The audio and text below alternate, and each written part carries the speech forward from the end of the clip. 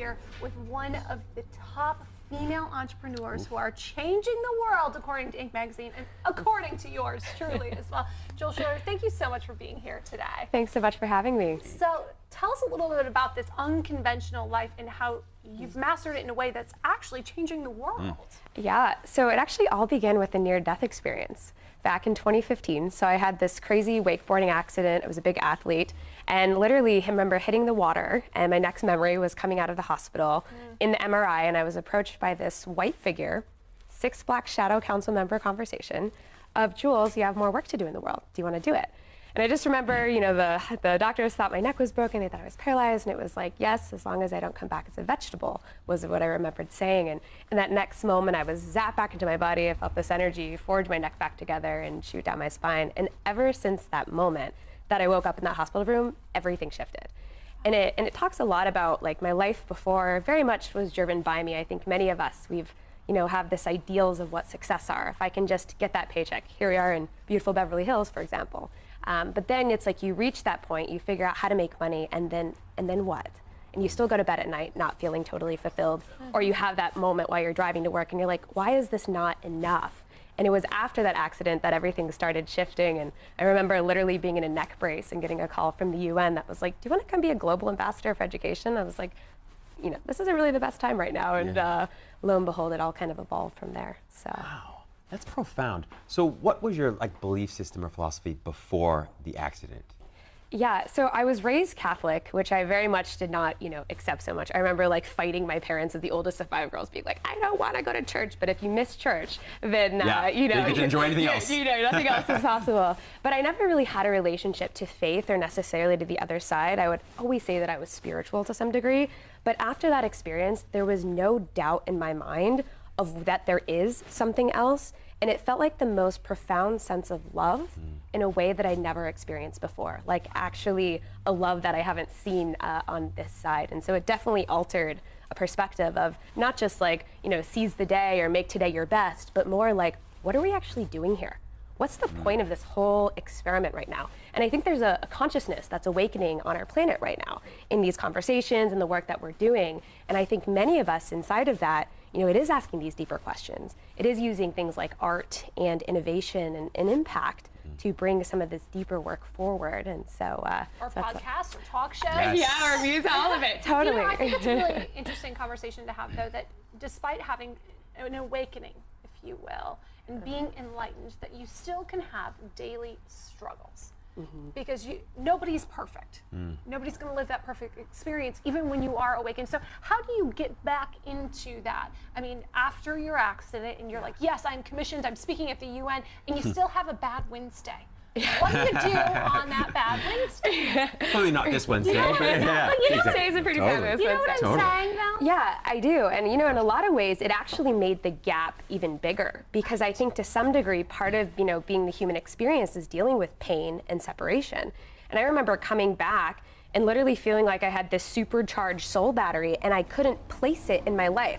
I have this like profound experience. It's like you go on an amazing trip, you know, and then you come back to real life and you're like, you look at the gap. And so for me, I had to learn a lot about mindfulness and a lot of different practices, because on the sun side of it, it was like deep apathy of like, well, if that's available, like, what am I doing here? It's interesting. I read this article even just today, and it was saying that the universe isn't trying to test you. It's really just showing you that gap, that very gap you just mentioned, on where you're vibing and where you can be. So what do you need to do? What is that mindfulness practice? What music do you need to do, or meditation do you need to incorporate into your life to raise that vibe?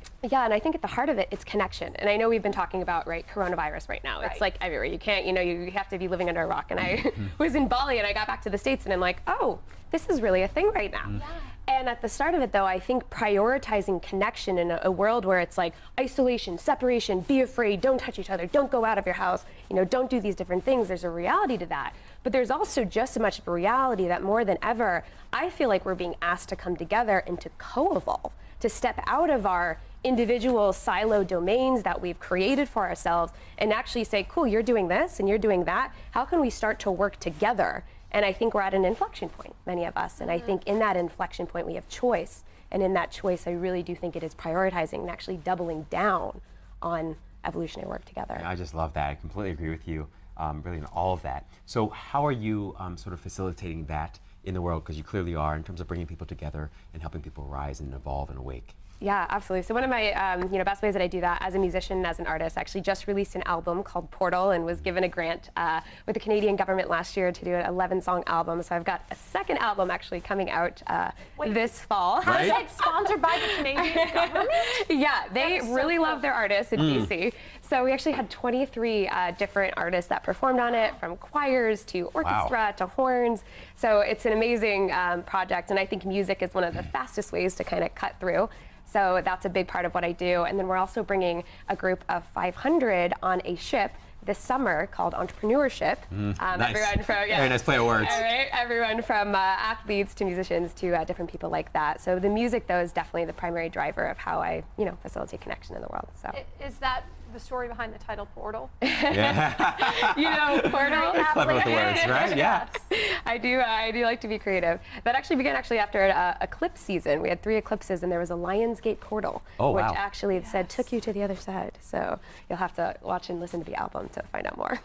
Just incredible. So how would you say, how would you describe the ways in which you approach work and life now differently than you did sort of before the near-death experience? Yeah, I think the core philosophy is allowing life to come through rather than allowing life to be driven by you. And I guess what I mean by that, I think all of us to some degree are a channel. We have the ability to let our gifts come through and then be delivered. And so often we have these little voices in our head that tell us, oh, we can't do it, or it should be this way, or a logic and rational mind that's like, is this gonna make money? Am I gonna be okay? But to actually give yourself the space to listen, I feel like we're often being asked to do more or add more, but I actually find that it's in the listening that you get exactly the directions that you need in exactly the right time. And so for me, I would say I'm always following my highest excitement. And so I'm listening. Is that sitting at the piano for a few hours this morning? Or is that, being on marketing calls with a bunch of our different partners? And I've had so many friends that are like, why don't you just choose? I think this has also been something a lot of us have inherited. Yeah. We need to choose. You're either going to be an artist, or you're going to be a business person, or you're going to be this label. And then you're like, well, what if I have a lot of passions and I don't fit in any boxes? Am I just screwed? Or now what? Yeah. Now what do I do?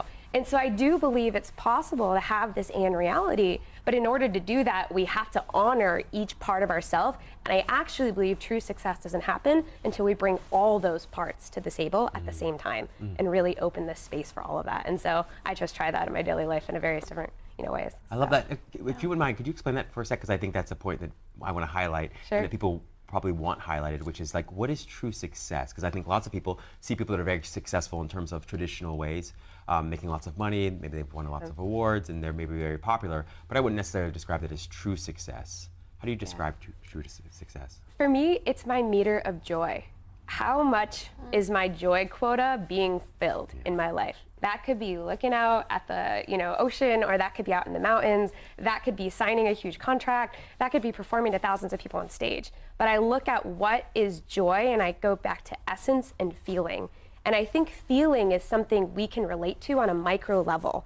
And often when we look at just these big goals, we only get that feeling for a second, but all that in between time, we're absent of it, we're lack of it. So in my life, I like to look at how can I consistently put wins on the board? How can I consistently fill that joy quota? And I find inside of that, that does build a foundation where real success comes, because when you're happy and when you feel joyful and you feel gratitude, you want to do more. You become magnetic. Not only do you become magnetic, more people want to be a part of your vision. And I think the ripple really transcends from alignment and from there. So. Preach. Love it. Praise emotions. Joy is contagious right now. Thank you so much, Jules. Let's tell everyone where they continue to find, follow, support you, get your music. Yeah, absolutely. So you can head over to julesschroeder.com and at Jules Schroeder Life on Instagram, julesschroedermusic.com as well. So thank you both so much. Just phenomenal. Thank you for Appreciate the portal it. that you are. We appreciate you. Keep streaming. We'll be right back with more on Never Talk Live. Thank you.